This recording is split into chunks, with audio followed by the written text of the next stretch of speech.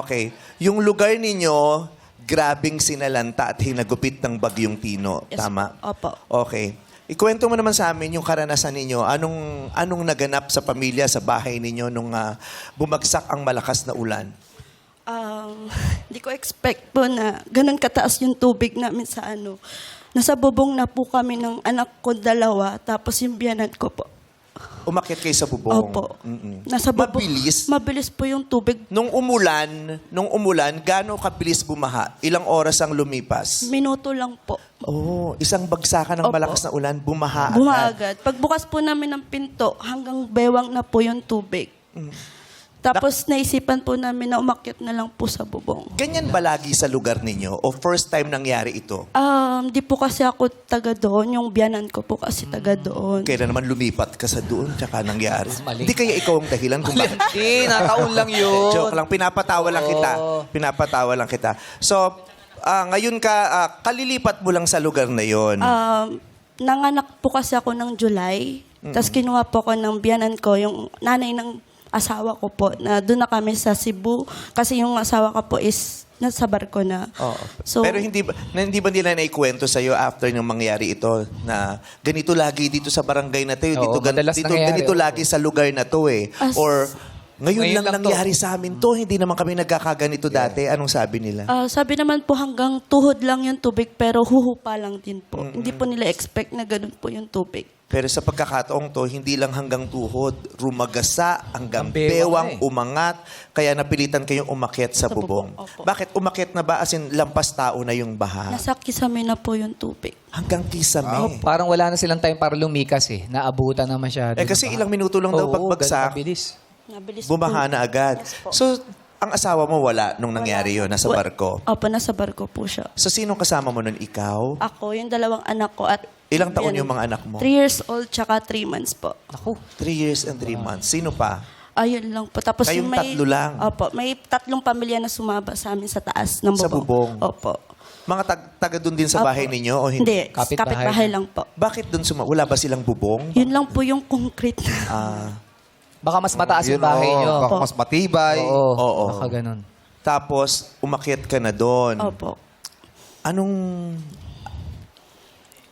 malakas ang hangin? Sakto lang po yung hangin, maulan, maambon, pero yung tubig lang po yung sobrang lakas. Anong ginawa mo? Nagdasal lang po ako na, Lord, ligtas mo kami. Huwag naman sana hanggang dito lang yung buhay namin. Sana maligtas kami. Gano'n kayo katagal sa bubong? Mga 30 minutes lang kami nandun sa bubong.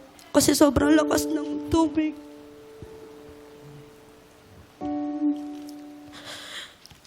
Okay ba sa yung pinag-uusapan pa natin to o ayaw mo nang pag-usapan? Okay lang po. Baka hindi mo kayang pag-usapan ito. Okay lang po. Okay lang. So, nung nasa bubong 30 minutes lang, anong nangyari? Kamusta bang anak mo? Yung panganay kong anak, nailipat po namin sa kabilang bahay kasi mataas Paano? po. May nag-rescue na ba sa inyo? Wala pong rescue eh. Pero paano, Paano nyo kayo nalipat? Naghanap kami ng tali na para connect sa kabilang bahay. Tapos mailipat namin sa kabilang So, bahay. parang nilanguyin nyo yung baha Hindi. mula sa bubong? Hindi po, parang may tao po sa kabilang bahay. Ninano namin yung tali para ilipat yung bata. Oo nga, paano? Eh, kasi di ba may baha? Opo. Oh, rumaragasa yung tubig. Lumaragasa yung tubig. Inabot lang po. Ha? Inabot lang po ng parang may nakapatong po na bakal, connect to sa bahay. Pinali sa bakal, Opo. tapos may nakahawak. Nalampas sa baha yung bakal? Hindi po, Hindi ko nasa ibabaw. Tali. Yung bakal po na sa kabilang bahay, tapos sa bahay namin, tinali po namin para, pero na siya, over sa tubig na po. Oo. Tapos, Naitawid po namin. naitawid yung panganay mo. Opo. Eh, paano ka? At saka yung bunso. Yung 3 months old ko po, nailagay ko po sa bag, ng sling bag po. Tapos yung itatawid na po yung pangatlong bata.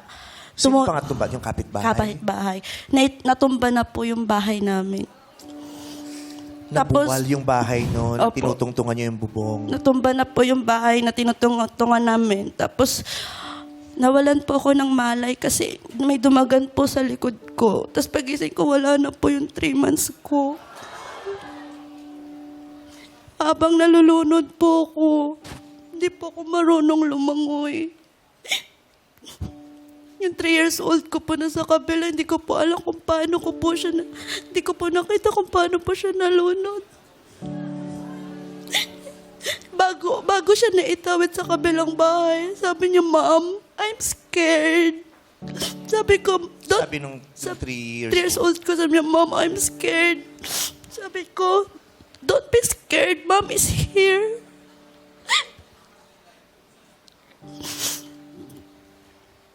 Ano nangyari dun sa isa mo pang anak? No? Di ba nawala yung bag, inaanod na yung bag kung saan nilagay mo yung anak mong isa? Habang nilalunod ako, nawala na po yung bag na nakalagay sa katawan ko. Naganap na lang po ako ng paraan na may mahawakan akong kahoy na matibay. Pero wala ako nahawakan kasi naaanod lahat. Tapos tumama pa ako sa punuan, nahimatay na naman po ako ulit. Ba't tumama sa yung... Katawan ko po, nakalati yung katawan ko sa... Parang nabagsakan ka ng puno. Opo. Ganun po yung katawan ko sa punuan ng nyog. Nahimatay po ako. Tapos, nawalan ako ng malay. Sabi ko, "Lord, ito na po ba yun? Ito na ba yun ang last ko?" Pero hindi eh. Parang may gumising po sa akin na, "Gising ka, kailangan kang mabuhay." Pag gising ko, nalunod ako. Langoy ako sa taas. May taong sabi, "Day, naipisi dira pagkapyot." Sabi niya, Anong ibig sabihin? sabi niya, may lubid dyan. Humawak ka. Humawak ako ng lubid hanggang rumaragas sa yung tubig. Tapos iyak ako ng iyak. Sabi ko, "Sana kayo mga anak? Nasaan na kayo?" Sigaw ako ng sigaw ng pangalan nila. Nasa sila. Nung nawalan ka ng malay, bago ka nawalan ng malay, kasama mo pa yung panganay mo. Oh, yung nasa bubong pa po kami, kasama po kami dun. Pero nawalan ako ng malay, wala na po. Hindi ko na po siyang kasama. So parehong nawala yung kaanak mo. Opo. Wala na po akong balita sa kanya nung nailipat namin sa kabilang bahay. Sabi po nila, pagtumba po daw ng bahay namin, natumba din po yung kinakatayuan ng panganay ko. Hindi ko alam kung paano siya naanod.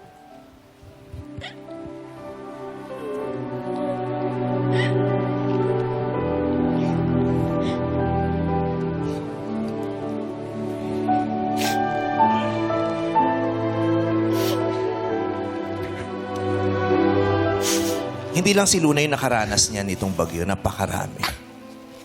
Napakarami. Kaya nung kinausap siya nung staff, nung ini-interview siya, tinanong siya kung kaya niyang i-share para magkaroon ng idea yung madlang people, di ba? Kasi alam natin, may mga narasalanta, may mga binaha, pero gaano talaga kalala yung hagupit nito sa mga kapamilya natin? Kaya nung sumang-ayon si Luna na i-share yung kwento niya, una, sinasaluduhan kita kasi ang tapang-tapang mo. Hindi ko alam kung paano yan hinaharap. Kung paano hinaharap ng puso ng nanay yung mga ganyang bagay. Di ba? Mawalan ka nga ng isang anak, grabe na yun eh. Dalawa pa. Tapos sa ganyang paraan. Ito po yung istorya ng kawawang Pilipino.